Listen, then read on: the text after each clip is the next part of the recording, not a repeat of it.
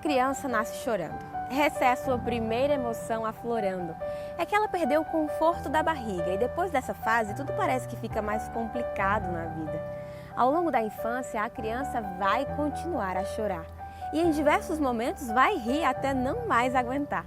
Estranho é quando nenhuma dessas ações aparece. Quando a criança fica isolada, parece que do mundo se esquece. Chorar e sorrir faz parte da vida. Cair e levantar é uma lição que se aprende com a lida. Criança que nem chora e nem ri pode estar deixando de ser criança. E dessa linda fase da vida não está guardando nenhuma lembrança.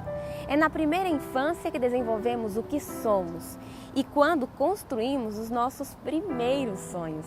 Quer seja para chorar ou para sorrir, a infância é o momento de expressar tudo aquilo que sentir.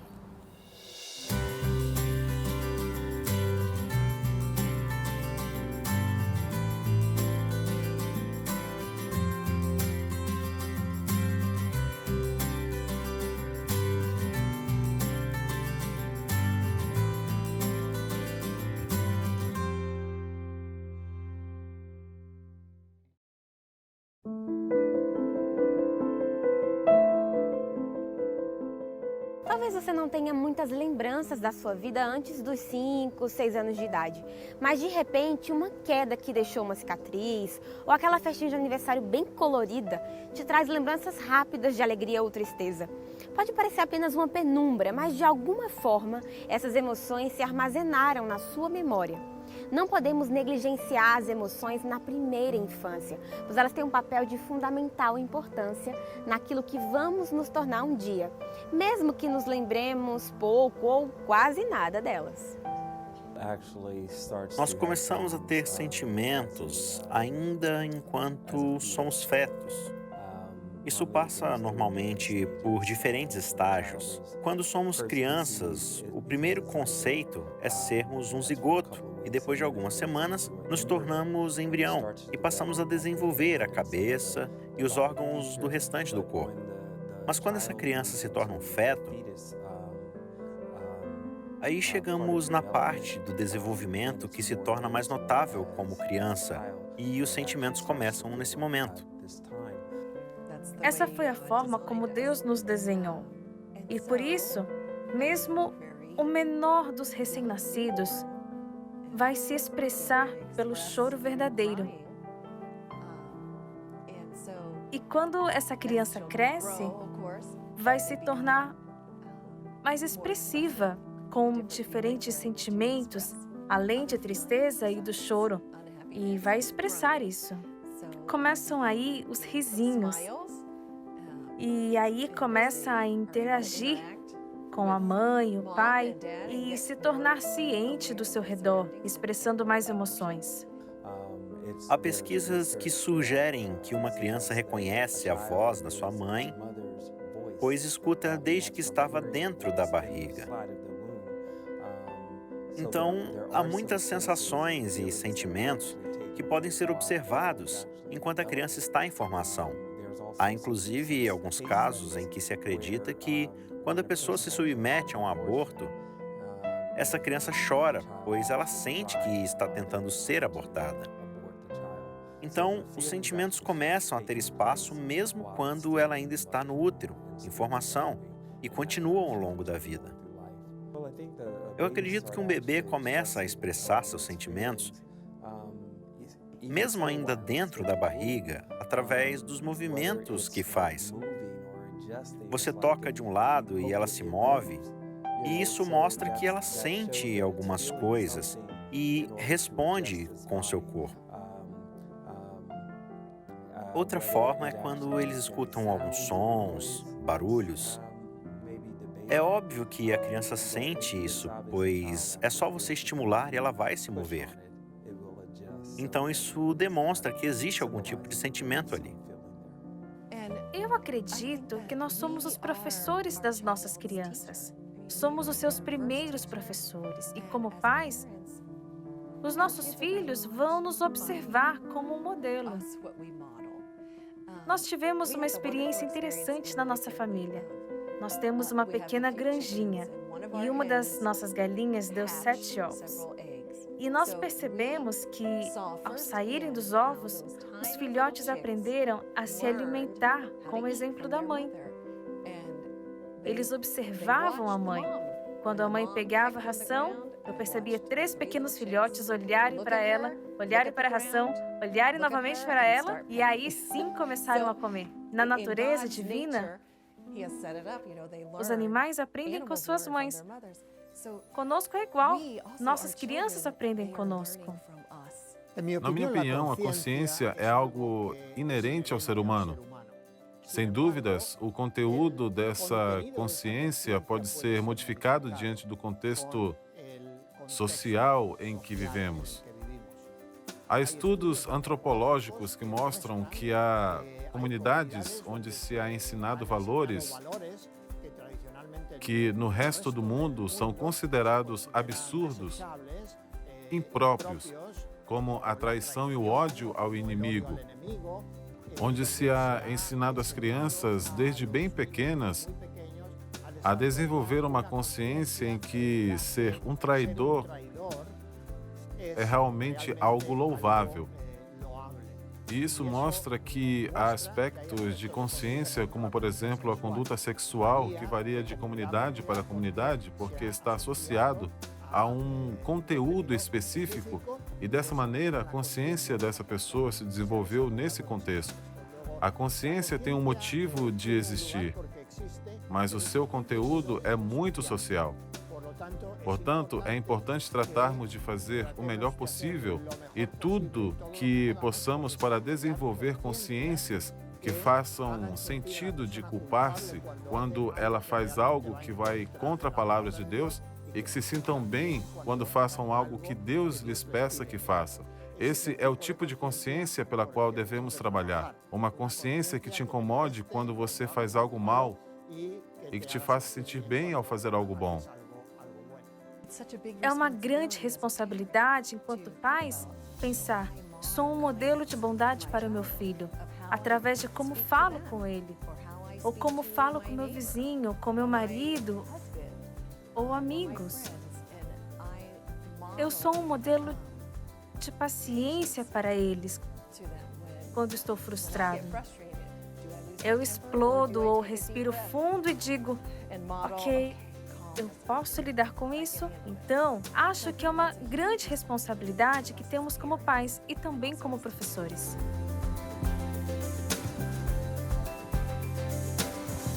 Em um mundo cada vez mais instantâneo, onde sequer aguentamos esperar a página da internet carregar por mais de 3 segundos sem reclamar, é inevitável. As novas gerações crescem com os sentidos muito mais aflorados. Como nessa agitada vida que levamos, podemos trazer equilíbrio para o dia a dia de uma criança? Como podemos ajudá-los a desenvolver suas emoções de forma saudável para que possam construir ao longo de sua vida sentimentos sólidos e relações duradouras? Crianças normalmente devem ser apresentadas a maior quantidade de estimulação possível. Às vezes podemos ver bebês deitados, com aqueles móveis, girando e tocando músicas. Essas coisas são bem importantes, pois ajudam a desenvolver o cérebro, estimulam os nervos, fazem com que eles se desenvolvam, sejam estimulados. É importante para desenvolver sua inteligência. Então, expor os bebês à música, principalmente a música clássica, tem um impacto significativo no desenvolvimento do cérebro da criança. Então, música, brinquedos, interagir com eles, conversar com eles, cantar com eles, utilizar brincadeiras que desenvolvam suas habilidades motoras, todas essas coisas têm um efeito e realmente ajudam no desenvolvimento do cérebro. Eles nascem com sentimentos, mas eles começam a reconhecer esses sentimentos quando estão mais ou menos com uns 4 ou 5 anos de idade. Eles não entendem a separação dos sentimentos antes disso. Eles acham que eles são os sentimentos. Uma criança de 2 anos pode estar rindo em um momento e começar a chorar no segundo seguinte. E isso é porque eles não entendem que os sentimentos são coisas diferentes. Os sentimentos são parte do que eles são, mas eles ainda não sabem disso. Uma coisa que me ajudou com meu filho E acredito que até com crianças maiores, é fazê-los perceber que as emoções são normais. Mesmo quando eles estão tristes e desapontados, e que, como pais, não conseguimos entender como eles podem estar desapontados por algo tão pequeno, para eles, esses sentimentos são reais e fortes, e eles reagem. Nós, como adultos, podemos dar suporte a eles, entendendo suas emoções, dando-os razões e nomes a essas emoções. E quando os vemos frustrados por alguma coisa, podemos dizer: eu vejo que você está chorando por causa disso. Ou você deve estar decepcionado e frustrado por não encontrar o seu brinquedo. Isso acontece. Como posso te ajudar? Ou até podemos compartilhar com eles: eu também estou frustrado, pois também perdi algo que não acho. Sei como você se sente. Acho que isso incute na criança um senso de: ok, essas coisas podem acontecer. A correção é parte da formação da consciência. Quando uma criança muito pequena escuta, não faça isso, está entendendo que está em um mundo em que o que está fazendo é indesejável e que terá a reprovação dos seus pais e das pessoas que cuidam dela. Essa é uma maneira de socializar a criança na sociedade em que se está desenvolvendo. Tem coisas que se reprimem em uma sociedade, outras que não se reprimem. Há coisas que se enfatizam e outras que não se enfatizam em outra sociedade. Isso falando em sociedade. Mas temos que recordar que não é somente o contexto social, mas sim das demandas que Deus requer de nossas vidas. Temos que procurar por um meio externo. Nós, como crentes, acreditamos que a palavra de Deus é uma regra de fé e de prática que vai nos ajudar a tomar as melhores decisões. As emoções são parte de quem somos como seres humanos. Então, quando falo de crianças maiores,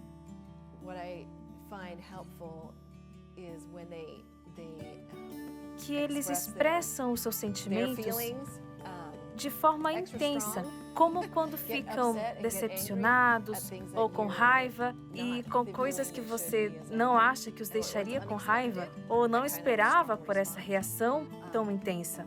Novamente, ajude-os a entender o que está acontecendo. Quando você sente isso, o seu rosto fica tenso, você aperta os lábios, sente o sangue subir, fica com os músculos rígidos. Ok, você está sentindo raiva. E não é errado sentir isso. Mas o que vamos fazer com essa raiva para torná-la em algo produtivo? Para que você volte a se sentir bem de novo. Então você vai poder continuar o que estava fazendo. Eu acho que muitas crianças sofrem com isso, que costumo chamar de equilíbrio emocional.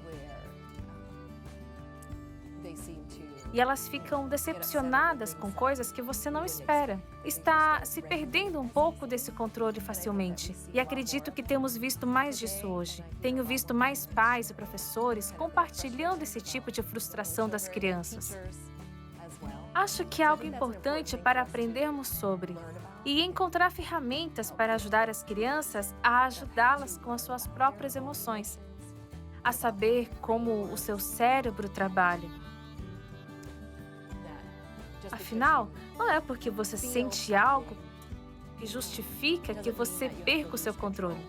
E essas emoções podem ser afloradas dentro de um ambiente em que a criança não seja o único, o centro.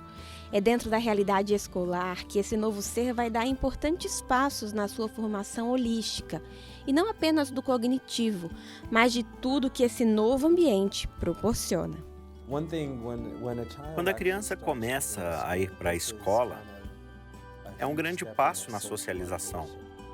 É quando ela verdadeiramente aprende a interagir com outras pessoas, como realmente aprendem a colaborar. Quando somos crianças, entre 5 e 7 anos, somos muito egocêntricos. Tudo é sobre nós mesmos. Nos preocupamos muito pouco com o que os outros estão sentindo, o que eles pensam, no que acreditam ser preciso se desculpar. Tudo é sobre nós. Se vemos um brinquedo que gostamos, nós pegamos.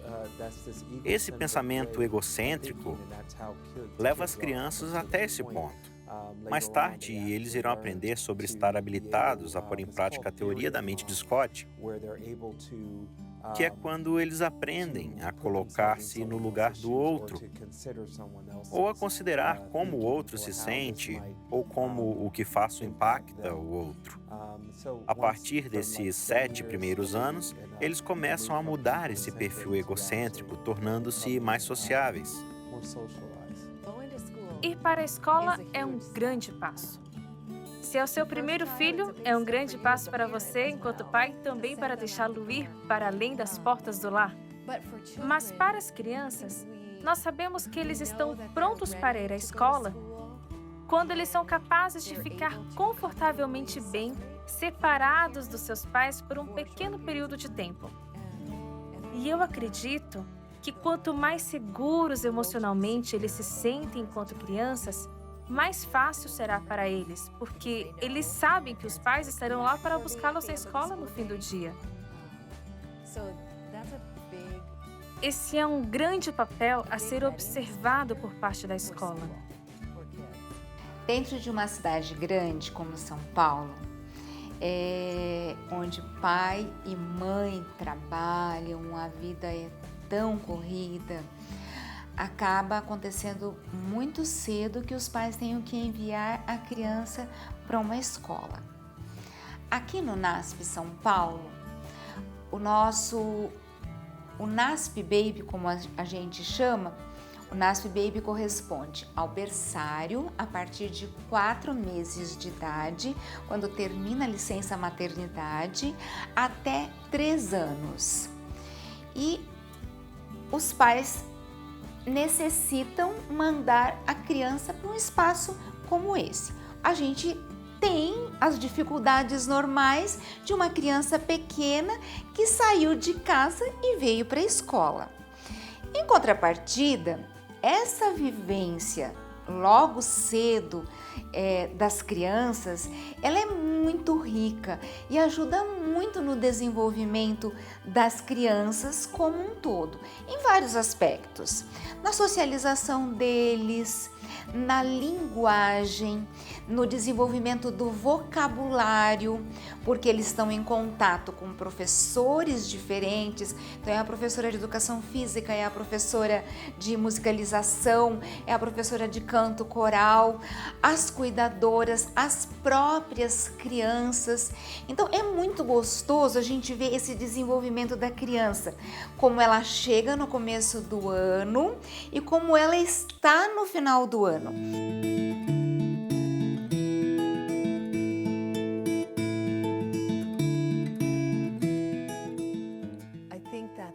Eu acredito que família e escola devem trabalhar juntas, colaborando e sendo grandes parceiros para desenvolver um forte caráter nas crianças. Que tipos de cuidado os pais e os professores estão dando às crianças? Se a criança vive em um ambiente onde o pai bate na mãe, ela vai aprender e vai fazer a mesma coisa na sala de aula.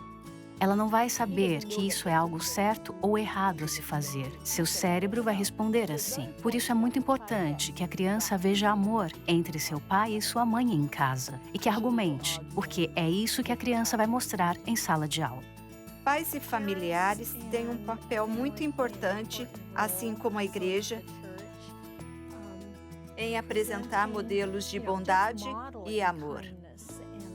Uma criança pode ficar tão absorvida só em ver como os pais e irmãos mais velhos tratam outras pessoas, em quais tipos de atividades de bondade e generosidade esses pais participam. Eu tenho netos que cresceram com uma tradição na família. Sempre que chegava o aniversário, Eles não apenas celebravam o seu aniversário, mas viam isso como uma chance de ajudar uma outra criança. Esse tipo de atividade familiar ajuda as crianças a desenvolverem esses valores. É uma colaboração, a família e a escola trabalhando juntas, ambas tendo interesse na alma dessa criança. O ambiente do lar promove para a criança valores morais, boa autoestima, confiança própria. Proporciona para essa criança uma boa visão sobre si mesma, dando essa confiança positiva. A partir do momento que vão para a escola, eles aprendem sobre socialização, aprendem a interagir, a como colaborar, como conviver em grupos e se divertir. Isso é muito importante porque eles estão desenvolvendo amizades, estão desenvolvendo o aprendizado de como conviver com as pessoas. E esse é um passo necessário no seu desenvolvimento cultural. E essa é uma atividade que se faz usando da criatividade. Conhecimento efetivo é produzido através de boas estratégias docentes e que visem além do óbvio, que trabalhem aspectos que vão além do que inicialmente parece. A atividade que realizamos hoje é como um complemento para a aula de novos fonemas que tivemos. Esses dias vimos o fonema do G, que é um pouco complicado para eles, porque vem junto com o G e Gui. Dessa forma, temos trabalhado com palavras, com as sílabas, temos montado novas palavras e agora tínhamos que construir orações. De uma maneira geral, essa atividade de construir orações, eles podem fazer em grupos. Às vezes fazemos individualmente, mas de maneira geral fazemos em grupo. Queremos sempre fortalecer isso. Os grupos já são montados desde o começo do ano, de maneira que as crianças não têm dificuldade de trabalhar e ajudar uns aos outros.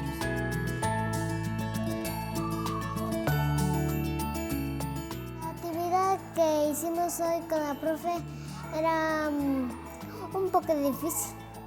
Hoje falamos um pouco sobre a história de Davi e do gigante Golias. Onde viviam, estudamos a história. E o que eles tinham que construir? Trouxemos envelopes hoje, e dentro desses envelopes haviam palavras e havia uma oração longa. Eles já sabem o que tem que começar com a letra maiúscula e terminar com um ponto. Precisam construir e colar essa oração. David quería ir con sus hermanos a luchar, pero su papá no le dejaba porque todavía era pequeño. Pero un día se fue y él dijo porque tiene miedo, entonces él se fue a luchar. Pero el rey Saúl dijo que le pongan una armadura, pero le pesaba, entonces él se sacó, cogió 5 piedritas y una le lanzó al gigante Goliat. Essa parte foi feita por 2 grupos. Os outros 2 grupos trabalharam com o quebra-cabeças de acordo com essas orações, feitas pelos outros grupos. A próxima atividade era unir a oração com o quebra-cabeças. Todos juntos leem as orações e colocam o desenho correspondente. Debíamos hacer un rompecabezas, debíamos armar todo bien y no fallar. O objetivo principal é formar a oração e formá-la corretamente. Mas dentro da formação da oração, está implícito o poder desenvolver neles a ajuda e a colaboração. El jefe no puede ser solo, sino tiene que ayudar a los demás. Yo era el más pequeño del equipo, por eso mi jefe, Samuel, me explicó todo lo que debíamos hacer. Él nos explica matemática, lengua y pruebas para hacer.